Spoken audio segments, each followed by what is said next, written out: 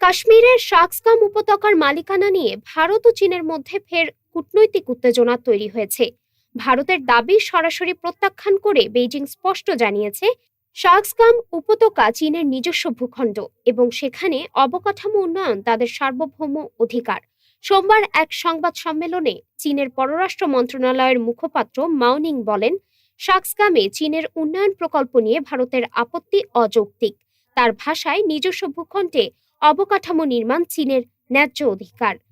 এর আগে ৯ জানুয়ারি ভারতের পররাষ্ট্র মন্ত্রণালয়ের মুখপাত্র রণধীর জয়সওয়াল দাবি করেন, শাকসগাম উপত্যকা ভারতের অংশ। তিনি বলেন, ১৯৬৩ সালের চীন পাকিস্তান সীমান্ত চুক্তিকে ভারত অবৈধ ও বাতিল বলে মনে করে এবং কখনোই তার স্বীকৃতি দেয়নি। ভারতের মতে, জম্মু ও কাশ্মীর ও লাদাখ ভারতের অবিচ্ছেদ্য অংশ এবং সেখানে বাস্তব পরিস্থিতি পরিবর্তনের যে কোনো প্রচেষ্টার বিরোধিতা করবে দিল্লি।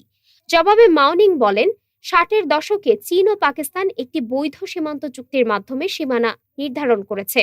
তিনি আরও জানান, চীন পাকিস্তান অর্থনৈতিক করিডর বা সিপিইসি স্থানীয় উন্নয়ন ও মানুষের জীবনমান উন্নয়নের লক্ষ্যেই পরিচালিত হচ্ছে এবং এতে কাশ্মীর প্রশ্নে চীনের অবস্থানের কোনো পরিবর্তন হবে না।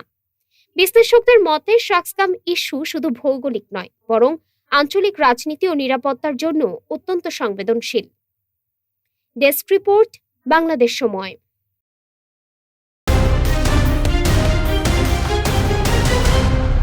বাংলাদেশ সময়, সবার আগে দেশ।